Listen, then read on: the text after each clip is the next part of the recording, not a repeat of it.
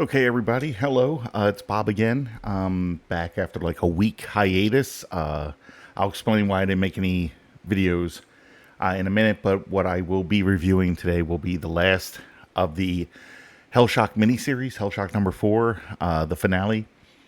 But basically, I just took a week off because, again, like it's not like I'm getting paid for this. I do it for fun. And to be perfectly honest, I finally beat Breath of the Wild, a game that I didn't play it until recently. And once I beat it, I ran out and got Tears of the Kingdom. So once I'm finished this, I'm going to be playing that.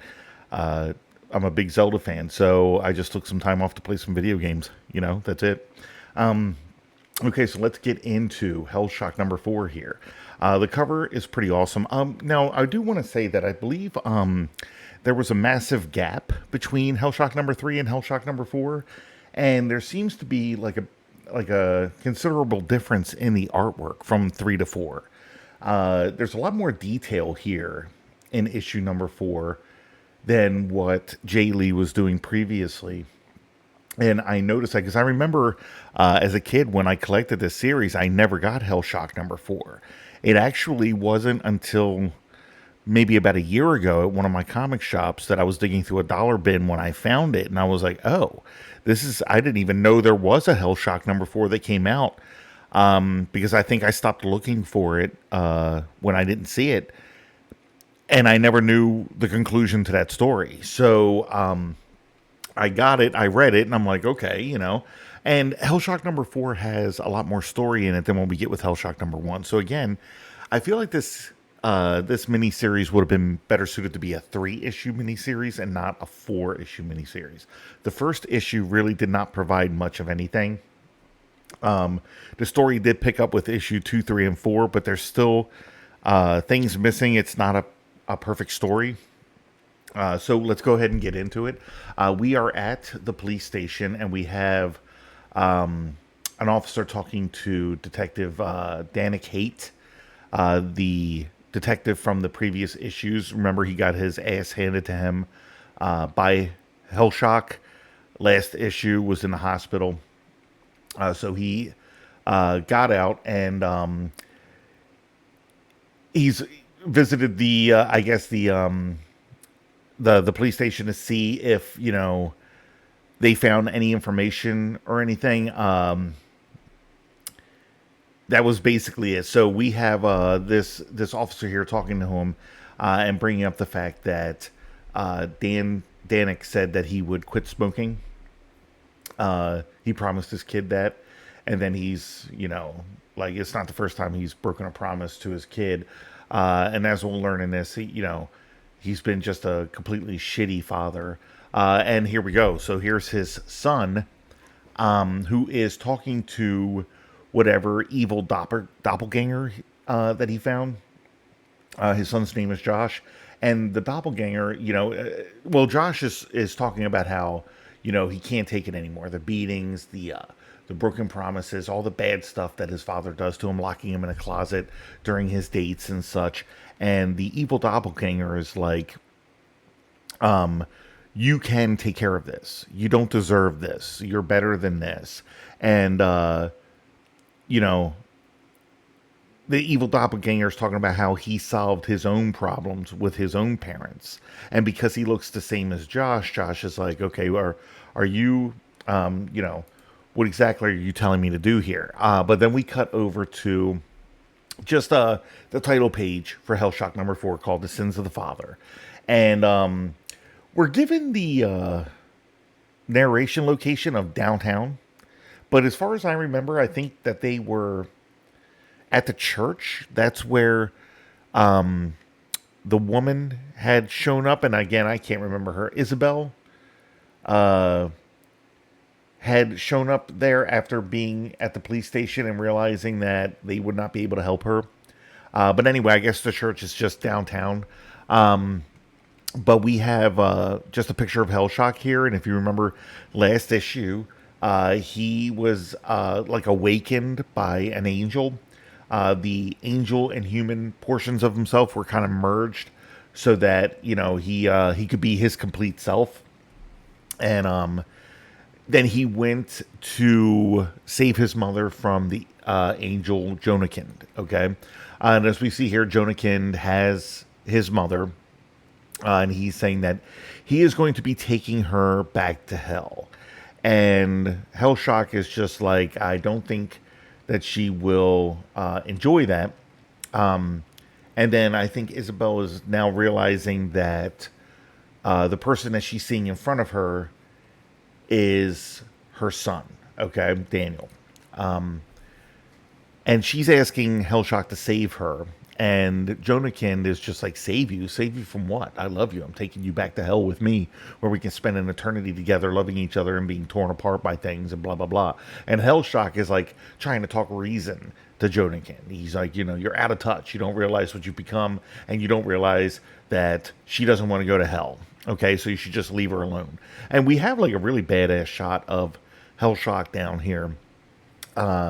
But he's, again, really just kind of talking sense to Jonakind, even if the artwork kind of states something different. But the artwork in this has gotten like so much more detailed than what we were getting before. And to be honest, I really love it. It's awesome to look at. He throws a punch at Jonakind, which Jonakind catches without any effort. But the funniest part of that is that the sound effect is FAP. And I have to tell you, with a dark comic like this, we see that sound effect with this, and I just busted out laughing. So it took me out of the book, but so he's just like, you're all fire and brimstone. You remind me of myself, and there was a time when I believed I could do anything just like you did, but apparently that's not true, and I've been shown that I can't do anything, and I'm going to show you that you can't do anything. He breaks Hellshock's hand while doing the monologue, and we cut back to Evan's house. Evan is the evil doppelganger, and Evan is telling Josh, that he was able to do it. He was able to solve his problems and everything, and Josh kind of realizes that what Evan is saying is that he wants him to kill his father. And he's like, I don't know if I could do that. And Evan's like, well, it's easy. Your father's a cop. He's got a gun. You could just grab the gun and take care of this whole situation.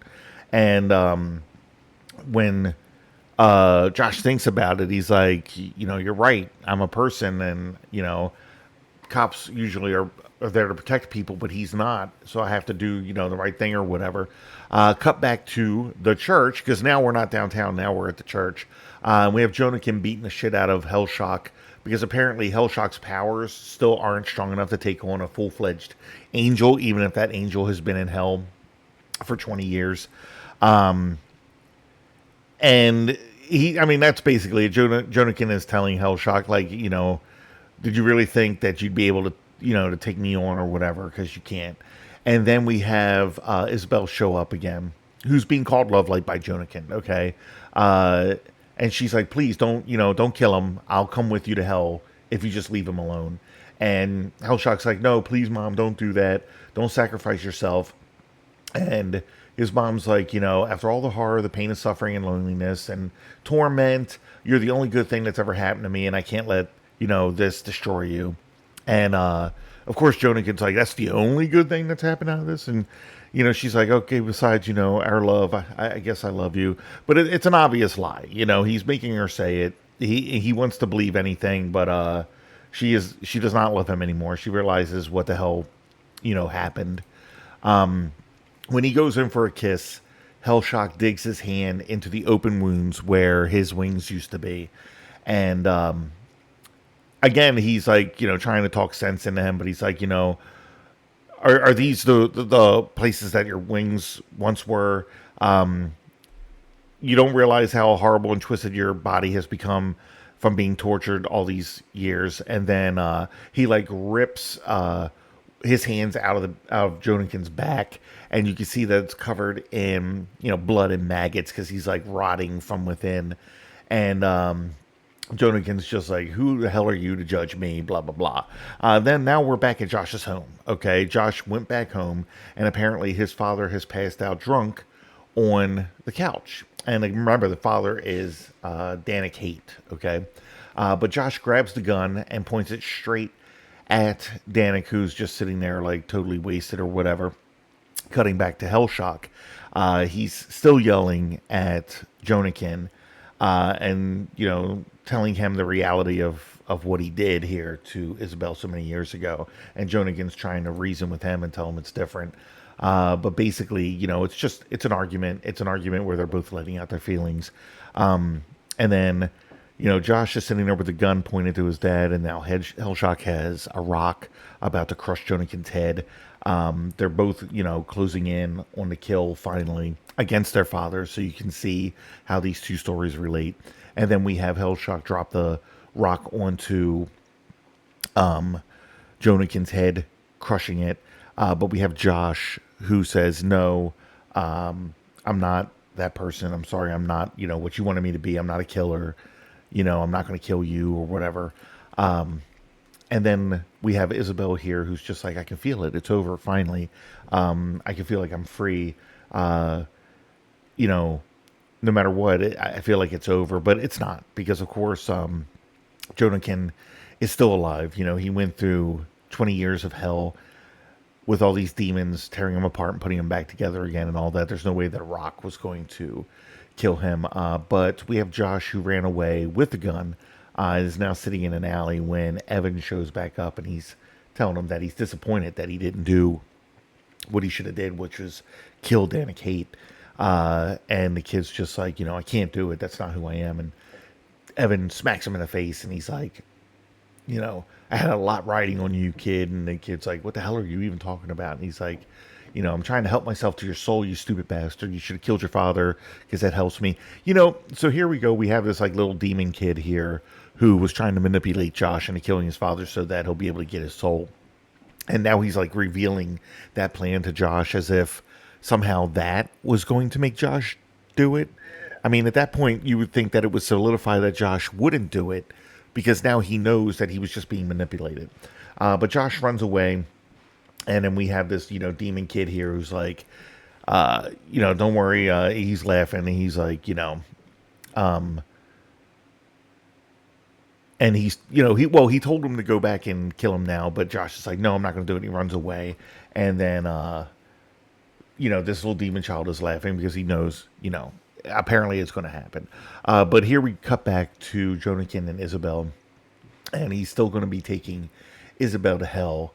And he's like, "That's it. I can feel it. The demons are now back to take us, to hell." And apparently these demons, they can appear in any way, but they chose to appear inside of him, kind of destroying him from within to take him back to hell. Hellshock is still on the floor. He's not knocked out. He can see what's happening, but he's too hurt to do anything about it. And the mother is now being pulled down into hell herself. He's going, they're dragging him down.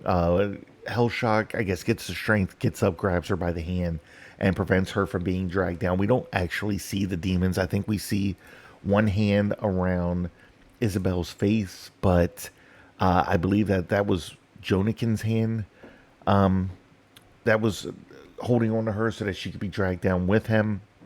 But again, Hellshock prevents that from happening. Jonakin realizes that when Hellshock grabs his mother's hand and stops her from going to hell, the look in his eye, Jonakin realizes at that moment that Hellshock is determined to prevent this happening from happening at all. Like, it will never happen. He will do whatever he needs to do. And Jonakin realizes that maybe he should just let it go, because he doesn't believe that there's any way he'll be able to take Isabel to hell now and be with her. And then we see, the final picture here is Hellshock holding his mother, who's crying. She's been saved. He saved her. And it's like they're finally their family reunion, right? And that's the end of that. But now we have an epilogue here where we have Josh sitting in an alleyway still. And we have Evan, who's just doing like an evil monologue, saying it doesn't matter that you got away this time, because I'll be following you. And it doesn't matter if it's 10, 20, or 30 years. Eventually, you're going to do what I want you to do, and then your soul will be mine. And that is the end of Hellshock number 4. I believe So there was a section in this that I didn't go over where he mentions that the priest in the first issue that was dead in the church had killed himself. I'm not sure how he killed himself. According to all of the forensics and everything, they never stated that there was a gun there. And the only bullet that was apparently found was the one that Danny gets shot through Hellshock's head. So, the story has some gaps. There's some things that they forgot to mention or, just didn't think about or something like that. Then try to conclude it in this last issue, in like the last second. You know what I mean? So they didn't. We were never. We were kind of given a hint that the priest was bad, that he had done some bad things or whatever. Maybe that's why he killed himself. But it doesn't look like Danny Kate wasn't out there trying to solve it. He just ended up going home drunk. He never went looking for Hellshock again or anything like that. All of this took place over it was supposed to be like one night, but it wasn't because Danik went to the church. They had people come and remove the body. They had a forensic scientist or whatever, do DNA on the blood, on the bullet, and all of this stuff, and then say that it's reproducing. I guess they did an autopsy on the priest's body. They did all this stuff, but it was all supposed to be happening over one night. And it just seems kind of weird considering that Danik's in the hospital, gets out, goes back home and gets drunk. And, was Josh out for a couple of days without eating or anything like that? Like, some of the timeline in these books don't add up. And again, it's that, I don't think it was played out very well. I think this is the first time Jay Lee had written. I don't think it's bad for a first attempt. There was a lot that I liked about it, and there was a lot that just felt like missing, or that not enough thought was put into it. But overall, I did enjoy. I mean, if anything, you're just going to enjoy the Jay Lee artwork. That's like the main reason to look at the book. But guys, I want to thank you for watching. I'm going to be doing a couple more videos this week. So that I don't really fall behind or anything. But if you like this video, please hit like. It helps my channel grow. And if you want to see more, hit subscribe because I will have more videos coming out. I'm not giving up yet. So I want to thank you guys, and until next time.